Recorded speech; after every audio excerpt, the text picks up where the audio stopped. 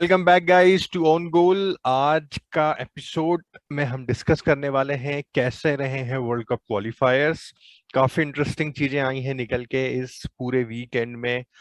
कई टीमें क्वालिफाई कर गई हैं, कुछ टीमें क्वालिफाई नहीं कर पाई हैं। Some of our favourite players might not be able to play their last world cup, so we gonna hmm, discuss everything. किस टीम ने क्वालिफाई किया है, कैसे रही उनकी क्वालिफिकेशन जर्नी, किस किस ने नहीं क्वालिफाई किया और क्या चांसेस हैं उनके क्वालिफिकेशन के। तो just in high level, if you see, Argentina, Belgium, Brazil, Croatia, Denmark, इन सब टीमों ने क्वालिफाई किया है। कतर क्योंकि होस्ट नेशन है तो उन्होंने ऑटोमेटिक क्वालिफिकेशन कर लिया है।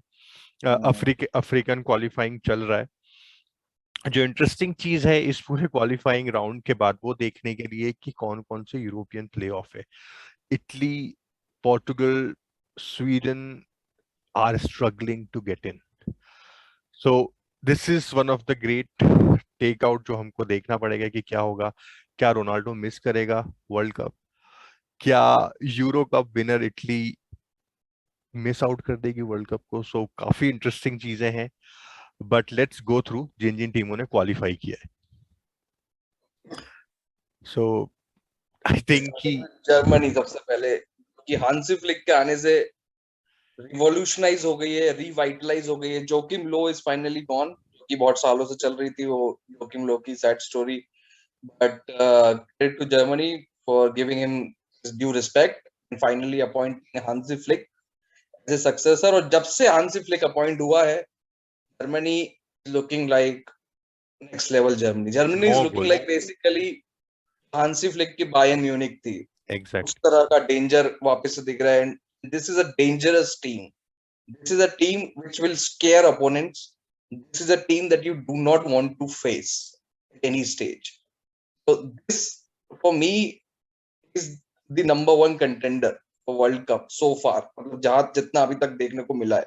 और हांसी फ्लिक के आने से it just goes to the next level. नहीं नहीं, वो हमने देख लिया कि वो बायर्न जो थी देवर डिमोलिशिंग टीम्स। शायद वो जर्मनी वापस बन सकती है, तो keep your eyes open guys. Germany is coming for this world cup. Germany is back. Next team जो है फ्रांस, क्वालिफिकेशन कर लिया उन्होंने, इतना कोई डिफिकल्ट नहीं रहा, उनका ग्रुप भी इजी था। But back to back World Cup जीतना इज वेरी वेरी डिफिकल्ट। मतलब आई डोंट थिंक लास्ट हमने कब देखा था। आई थिंक ब्राजील के बाद ये वापस से हुआ है। ऑल्दो इन्होंने वो नेशंस कप जीता है, सो फ्रांस को हम कभी कंटेंशन से आउट नहीं कर सकते। They are a very strong team, but again और भी अच्छी टीमें हैं जो हैं आगे। So we have to see कैसा रहेगा फ्रांस का रन। बेंजिमा के आने से एक थोड़ा सा एक डायमेंशन चेंज हुआ है। पहले जिरू था उस रोल में, तो नाउ बेंजिमा इज हियर। तो एंड कंपैरिजन नहीं कर सकते, जिरू बेंजिमा दोनों अलग अलग तरह के प्लेयर्स हैं। पीपल हालांकि आर जिरू सेइंग कि I think they are one of the best duo in hmm current time. maybe they can prove out. They are proving out to be a very good in partnership also, which we saw in the last match, Benzema and Mbappe. So they start clicking, they will become very dangerous again. England I think हम सबको पता है काफी अच्छी team है, super attacking team है। वो उन्होंने फिर दिखाया, हाईएस्ट गोल्स उन्होंने किए हैं क्वालिफाइंग राउंड में, 39 गोल्स किए हैं। बट इंग्लैंड के साथ जो प्रॉब्लम है वो कंसिस्टेंट है ही सही। जैसे ही उनको अच्छी टीम्स मिलती है दे क्रम्बल। हमने यूरो फाइनल्स में देखा, इटली से नहीं जीत पाए। हमने वर्ल्ड कप के सेमीफाइनल्स में देखा था पिछली बार, वो नहीं जीत पाए। अभी भी नहीं हो पा रहा है उनसे। मतलब जैसे स्ट्रॉन्ग टीम्स आती है दे फॉल ऑफ। क्वालिफिकेशन या स्मॉल टीम्स के अगेंस्ट मैगवायर भी गोल कर रहा है। तो हम देख सकते हैं कि इंग्लैंड की प्रॉब्लम्स हैं evident that they have to solve anyhow. No, they have not been tested yet. Basically, that's the thing. और जब भी टेस्ट हुआ है उनका, फॉर्चुनेटली अनफॉर्चुनेटली बहुत बड़ी स्टेज पे हुआ है। सो उस तरह का टेस्ट होना भी डिफिकल्ट है। If you get a good team जहाँ पे प्रेशर थोड़ा कम हो, तो थोड़ा शायद परफॉर्मेंस निकल के आए। सेमीफाइनल फाइनल में तुम्हें बड़ी टीम के साथ खेलना है, इट्स डिफरेंट। तो बोलेंगे कि जर्मनी को बीट किया उन्होंने यूरो में लास्ट हाँ, last year, but Germany was not Germany that time. Germany was not the full attacking full force Germany we now know them to be. तो अभी तक टेस्ट नहीं हुआ है इनका। एंड it will be good for them if they get tested early, थोड़ा सा में, or maybe they can be prepared for that next step after that only. Until then it's very dicey. Very dicey, अभी तक कुछ कह नहीं सकते कि इंग्लैंड कहाँ तक जाएगा। स्पेन क्वालिफाई कर गया है, but their road was not very easy बाकी टीमों की जैसे कि ना हाईएस्ट गोल किए हैं ना कम कंसीड किया है। हमने यूरोज में भी देखा कि पेनल्टीज पे विन किया, तो स्पेन अभी भी उस फॉर्म में नहीं है जो हम स्पेन को जानते थे वो 2008 टू 12 एरा वाली। आई थिंक इसीलिए वो स्पेन की इतनी इंपॉर्टेंस है, because we always compare them with that, but they are not at their very best, but still they have qualified for world cup. Luis Enrique is a smart man.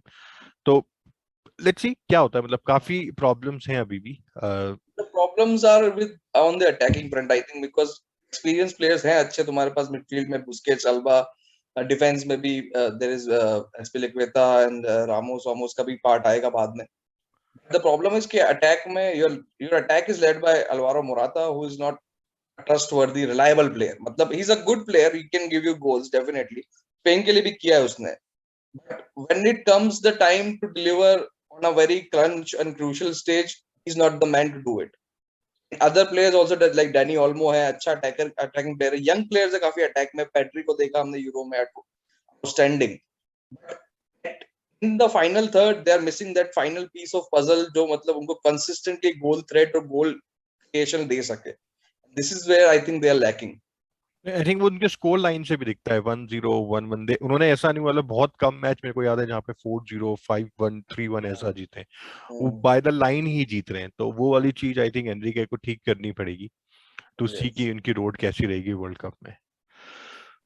Netherland I think पिछली बार miss किया था उन्होंने world cup, तो इस बार redemption है। Team काफी अच्छी है, हम सबको पता है, डियोंग, डिपाय, अलाबा, सब, Van Dijk, the team is really good. They can really pull out something out of the hat.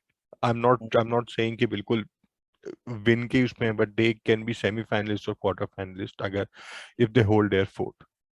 Yes, formerly managed by Ronald Koeman, currently under Louis van Gaal's management, who is obviously a better manager. Yes. और Louis van Gaal का हमने पहले world cup में देखा भी है, I think 2010 में he led Netherlands to the finals.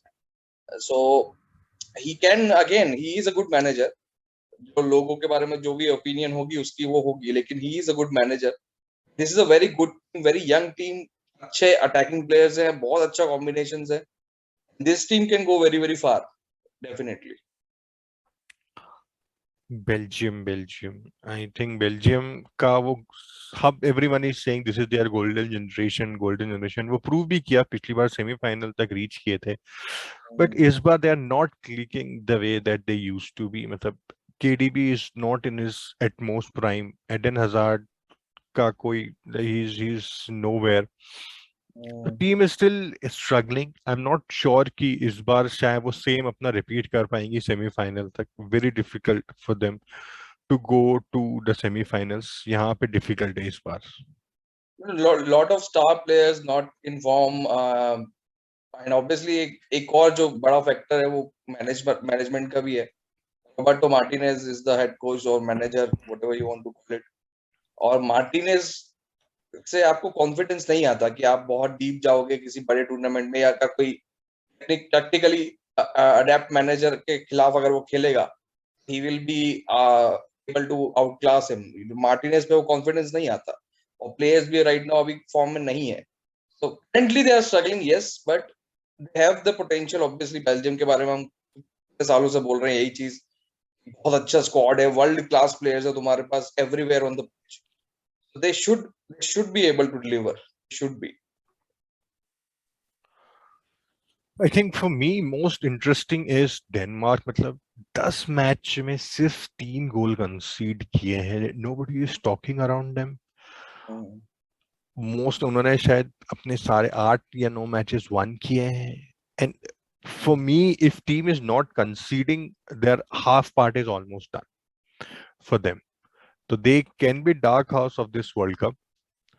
Definitely. Surprise package है डेनमार्क. और यूरोज में भी हमने देखा, they went to the semifinals, किसी ने एक्सपेक्ट नहीं किया था. and they went to the semi-finals of the tournament, and they gave England a good competition also. Good competition. So definitely, this is a team which can bring a lot of surprises even in the World Cup this time. और qualifiers में हमने देखा गजब record है इनका. 10 matches उन्होंने खेले. I think they were 9 and just drew 1.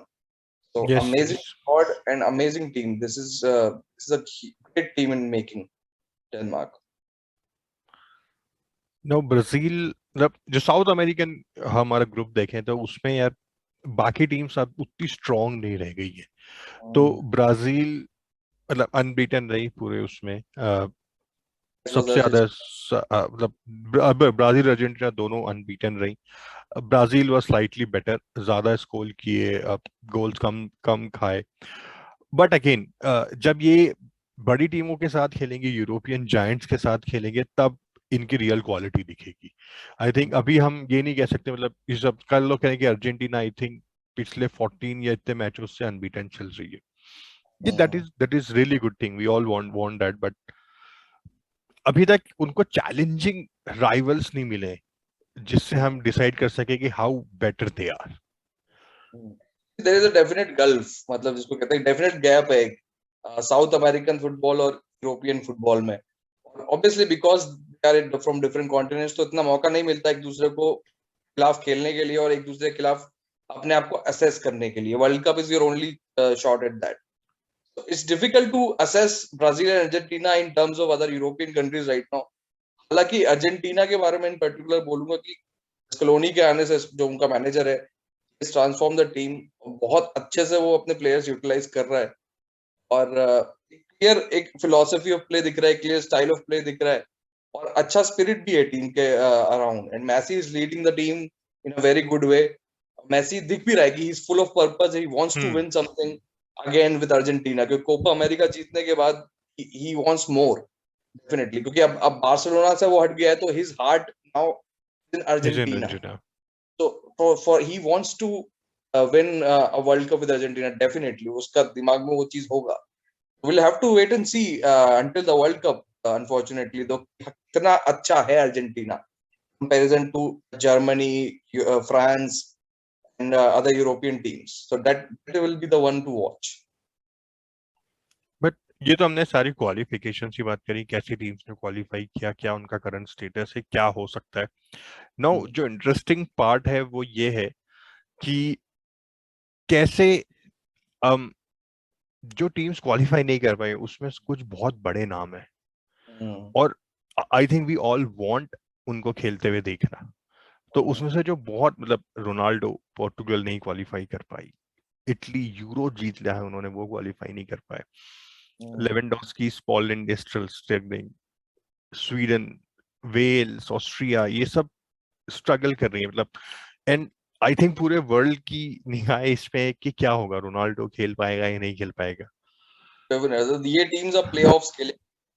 तो बेसिकली 12 टीम्स अब प्लेऑफ्स खेलेंगी यूरोपियन क्वालिफिकेशन के लिए. And this is the format. This is the format in which they will be their part will be decided. और ये हर path से एक team निकल के आएगी. बेसिकली 12 में से 3 टीम अभी आनी है जो क्वालिफाई करेंगी वर्ल्ड कप के लिए. And they will be distributed in 3 different sets. उसमें एक सेमीफाइनल और एक फाइनल होगा और उस फाइनल का जो विनर होगा they will be eventually qualify for the world cup. So it's a very tough format. It's a very interesting format also.